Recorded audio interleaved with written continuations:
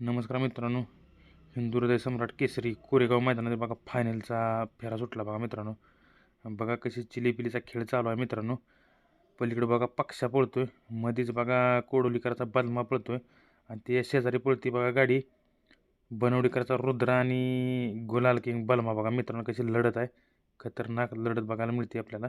कोण होणार एक नंबरचा मानकरी बघा, आणि बघा कोण झाला मित्रांनो एक नंबरचा मानकरी. मित्रांनो मागाशीच बाहेर टाकली होती बघा. वासरू जिथं जाईल तिथं आपल्या मालकाला गुलाल तर घेऊन देतेच, पण आज मित्रांनो चक्क कोरेगाव मैदानात एक नंबरचा मानकरी ठरला बघा मित्रांनो.